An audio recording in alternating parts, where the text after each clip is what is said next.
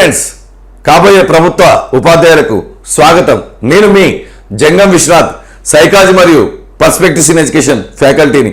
అంతేగాక గత టెట్ డిఎస్సీలలో మాటలు కాదు మార్కులు అని నిరూపించిన శ్రీ విద్య పబ్లికేషన్ పుస్తక రచయితను ఈరోజు మీ ముందుకు మిమ్మల్ని మార్చే, మీ నిర్లక్ష్యాన్ని గుర్తు చేసే ఒక గుణపాఠం నేర్పే గుర్రం కథతో పాటుగా మీరు అసలు పట్టించుకొని నిర్లక్ష్యం చేసే పరీక్షలో వచ్చే ఒక చిన్న టాపిక్ ను గొప్పగా, సూక్ష్మంగా, సింపుల్ గా చెప్పబోతున్నాను. చాలా మంది అభ్యర్థులు అటు తెలంగాణలో ఇటు ఆంధ్రప్రదేశ్ లో నోటిఫికేషన్ ఇప్పట్లో రాదులే, వచ్చాక పుస్తకాలు కొనుక్కుందాం, అప్పుడు చదువుకుందాం, అప్పుడు చూసుకుందాంలే అనే ఒక నిర్లక్ష్య ధోరణిలో ఉన్నారు. నోటిఫికేషన్ వచ్చాక ఆ తక్కువ సమయంలో ఆ ఆడావిడిలో చూసుకుందాం అనే వాళ్ళందరూ కూడా ప్రిపరేషన్ మానుకోవడం, మూసుకోవడమే ఉంటుంది. కాబట్టి ఈ నిర్లక్ష్యాన్ని వీడి ప్రిపరేషన్ వెంటనే ప్రారంభించాలి.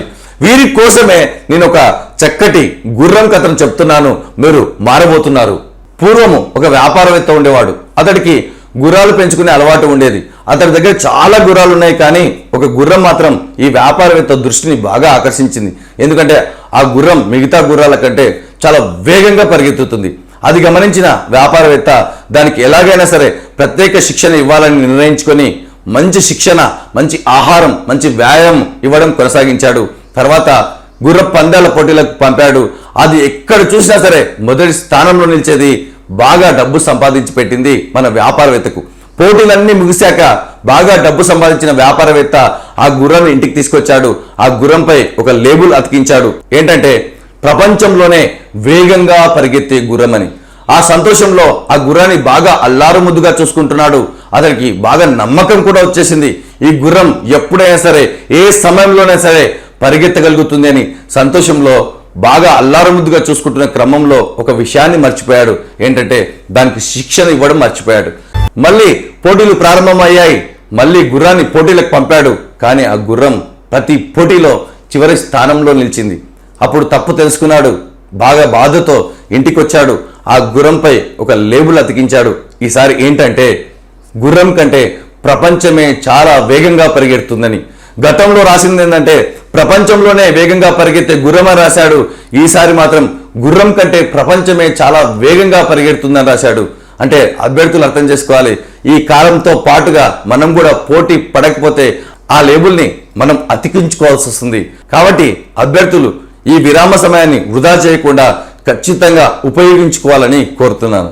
మరొక శుభవార్త ఏంటంటే మన యాప్ను చాలా మంది డౌన్లోడ్ చేసుకొని ఉదయం సాయంత్రం నేను నిర్వహించే 100 ఫ్రీ టెస్ట్ల సిరీస్ లో చాలా మంది పాల్గొంటున్నారు, పరీక్ష రాస్తున్నారు, తప్పులను తెలుసుకుంటున్నారు, సరిదిద్దుకుంటున్నారు. ఆ పోటీలో నువ్వు కూడా ఉండాలంటే వెంటనే మన యాప్ను డౌన్లోడ్ చేసుకొని నేను నిర్వహించే ఫ్రీ టెస్టులు 100 టెస్ట్ సిరీస్ లో పాల్గొని ప్రతిభను పరీక్షించుకోండి. అంతేగాక చిన్న విన్నపం, మీకు తెలుసు అదేంటో కాదు, చాలా మంది వీడియోలో లీనమై లైక్ చేయడం, షేర్ చేయడం, కామెంట్ చేయడం, సబ్స్క్రైబ్ చేయడం మర్చిపోతున్నారు. కాబట్టి వెంటనే సబ్స్క్రైబ్ చేసుకోండి, గంట సింబల్ నొక్కండి. నేను చెప్పే మంచి మంచి ఉదాహరణలు, మంచి మంచి పాఠ్యాంశాలు మీ దాకా చేరాలంటే ఖచ్చితంగా బెల్ సింబల్ని నొక్కండి. ఖచ్చితంగా అది మీ దాకా చేరుతుంది. ఇప్పుడు మనం చెప్పుకోబోయే పాఠ్యాంశం శిశు వికాస అధ్యయన పద్ధతులలో మీరు నెగ్లెక్ట్ చేసే, చిన్న పాఠమని నిర్లక్ష్యం చేసే, పరీక్షలో వచ్చే ముఖ్యమైన పాఠ్యాంశాన్ని నేర్చుకోబోతున్నాం. శిశు వికాస అధ్యయన పద్ధతులు అనే మరొక టాపిక్ ఉంది మనకు. ఆ టాపిక్ లో అనేటువంటిది ప్రతి ఎగ్జామ్ లో వస్తున్నటువంటి ప్రశ్న. బాగా గుర్తుపెట్టుకోవాలి, ప్రతి ఎగ్జామ్ లో వస్తున్నటువంటి ప్రశ్న. మరి ఏంటి ఆ టాపిక్ అంటే ఇంగ్లీష్ లో రాస్తున్నాను. ఫస్ట్ క్రాస్ సెక్షనల్ మెథడ్, రెండోది లాంగిట్యూడినల్ మెథడ్.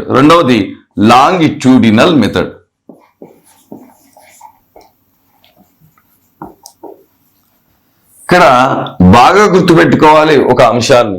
మరి క్రాస్ సెక్షనల్ మెథడ్ ని ఏమని పిలుస్తారు? మారు పేర్లు చాలా ఉన్నాయి. మారు పేర్లు, మరో పేర్లు గనక ఉంటే అది ఎగ్జామ్ లో ఎక్స్పెక్ట్ చేయొచ్చు అని గుర్తుపెట్టుకోండి. గతంలో మీకు చెప్పాను, యత్నదోష పద్ధతి పైన ప్రశ్నలు 3 వచ్చాయి. మారు పేర్ల పైన SR టైప్ సిద్ధాంతం అని, విజయ పథ వర్ణ రీతి అభ్యసన సిద్ధాంతం అని, అనవసరమైన వ్యర్థ కదలికలు వదిలివేయబడ్డ సిద్ధాంతం అని, బంధ సిద్ధాంతం అని, ఉద్దీపన ప్రతిస్పందన సిద్ధాంతం అని, బాండ్ థియరీ అని, సుఖ దుఃఖ సిద్ధాంతం అని అనేక పేరుతో పిలిచారు కాబట్టే ఎగ్జామ్లో 3 సార్లు మనకు ప్రశ్న రావడం జరిగింది. మరి క్రాస్ సెక్షనల్ మెథడ్కు మరొక పేర్లు ఏంటి అంటే ఇక్కడ సంకీర్ణ పద్ధతి, ఓకే, తిర్యక్ పద్ధతి, తర్వాత పరిచ్ఛేద ఉపగమము. ఉపగమము అంటే ఏమిటో కాదు, పద్ధతి అని గుర్తుపెట్టుకోవాలి. ఉపగమము. మరి దీనికి 2 పేర్లు ఉన్నాయి. ఒకటి దీర్ఘకాలిక ఉపగమము, దీర్ఘకాల ఉపగమము, 2 ఒకటే, అంటే ఎక్కువ రోజులు అని. లాంగిట్యూడియల్ దీర్ఘకాలిక ఉపగమం. మరి ఇక్కడ తిరియక్ పద్ధతి ఉంది కాబట్టి అనుధైర్య పద్ధతి. ఇలా మారు పేర్లు 2 ఉన్నాయి. మరి ఇక్కడ చూస్తే కాన్సెప్ట్ ఏంటంటే సింపుల్ గా క్రాస్ సెక్షనల్ మెథడ్ కనుక తీసుకుంటే ఏంటంటే ఒకే ఒక ప్రత్యేక వికాస దశ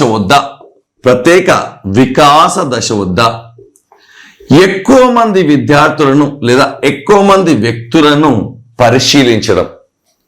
ఒకే ఒక వికాస దశ లేదా ఒకే ఒక ప్రత్యేక కాలం కాదు, ప్రత్యేక కాలం లేదా ఒక ప్రత్యేక అంశం. ప్రత్యేక వికాస దశ అంటున్నాను, ఇక్కడ ప్రత్యేక కాలము అంటున్నాను, ప్రత్యేక అంశము అంటున్నాను. ఒక ప్రత్యేక అంశాన్ని తీసుకొని ఆ సమయంలో ఆ అంశాన్ని బట్టి మనము వేర్వేరు వ్యక్తుల మధ్య తేడాలను తెలుసుకోవడం. మరి ఒక ప్రత్యేక వికాస దశ తీసుకుంటున్నాను, అదేంటంటే కౌమార దశను తీసుకుంటాను. వేర్వేరు వ్యక్తులను నేను పరిశీలిస్తున్నాను. అంటే గ్రామీణ ప్రాంతాలలో ఉన్న విద్యార్థులు ఎలా ఆలోచిస్తారు, వారి శారీరక మార్పులు ఏంటి, ఉద్వేగ మార్పులు ఏమిటి, మానసిక మార్పులు ఏమిటి, శారీరక మార్పులు ఏంటి, ఇలా మిగతా విద్యార్థులతో నేను కంపేర్ చేస్తున్నాను. అదేవిధంగా పట్టణ ప్రాంత విద్యార్థులతో, ప్రభుత్వ పాఠశాల విద్యార్థులతో, ప్రైవేటు పాఠశాల విద్యార్థులతో కంపేర్ చేస్తూ ఉన్నాను. అంటే ఒకే ఒక ప్రత్యేక వికాస దశ వద్ద వేర్వేరు వ్యక్తులను, వేర్వేరు సమూహాలను గనక నేను పరిశీలిస్తే దాన్ని ఏమంటారంటే మన క్రాస్ సెక్షనల్ మెథడ్ అంటారు. Cross sectional method. ఒకే ఒక ప్రత్యేక కాలం వద్ద, ప్రత్యేక కాలం అంటే ఎండాకాలం తీసుకుంటున్నాను.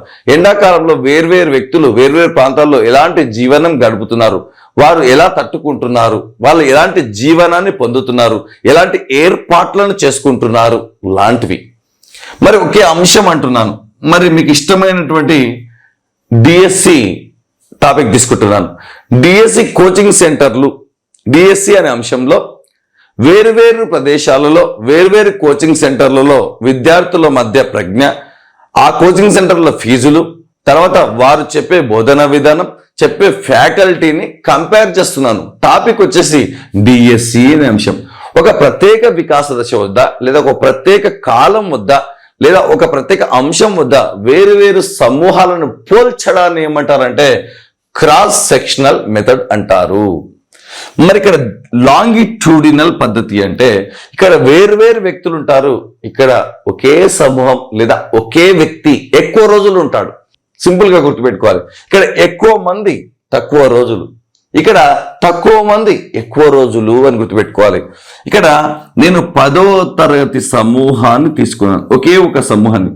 వారు ఇంటర్లో ఎలా ప్రవర్తిస్తున్నారు, డిగ్రీలో ఎలా ప్రవర్తిస్తున్నారు, పీజీలో ఎలా ప్రవర్తిస్తున్నారు, జాబ్ వచ్చాక ఎలా ప్రవర్తిస్తున్నారు, మ్యారేజ్ అయ్యాక ఎలా ప్రవర్తిస్తున్నారు అని ప్రధానోపాధ్యాయుడు వారిపై ఒక దృష్టిని సారించాడు. అంటే ఇక్కడ ఒకే ఒక సమూహాన్ని ఎక్కువ రోజులు కనుక మనం పరిశీలిస్తే దాన్ని ఏమంటారంటే లాంగిట్యూడినల్, పేరే లాంగ్ ఉంది, అందుకే దీర్ఘకాలిక ఉపగమం, అనుధైర్య ఉపగమం అంటారు.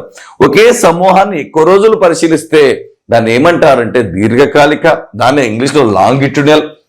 ఇక్కడ ఒకే ఒక కాలము ఎక్కువ మంది అంటే తక్కువ కాలము ఎక్కువ మంది, ఇక్కడ తక్కువ మంది ఎక్కువ కాలము అని గుర్తుపెట్టుకోండి. తక్కువ మంది ఎక్కువ కాలము లేదా ఒకే ఒక సమూహము లేదా ఒకే ఒక వ్యక్తి. సింపుల్ గా ఒక అమ్మాయిని వేరే ఉపాధ్యాయుడు ఏం చేశాడంటే విమర్శిస్తున్నాడు.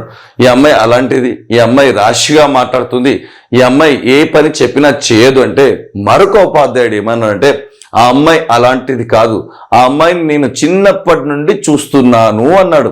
ఎంతమందిని చూస్తున్నాడు ఇక్కడ? ఒకే ఒక అమ్మాయిని చూస్తున్నాడు. ఎన్ని రోజులు చూశాడు? నేను పుట్టినప్పటి నుంచి చూస్తున్నాను, చిన్నప్పటి నుంచి చూస్తున్నాను, చిన్నప్పటి నుండి పెద్ద అయ్యే వరకు చూస్తున్నాడు అంటే అతడు తెలియకుండానే ఏ పద్ధతిని ఉపయోగించాడు? Longitudinal method.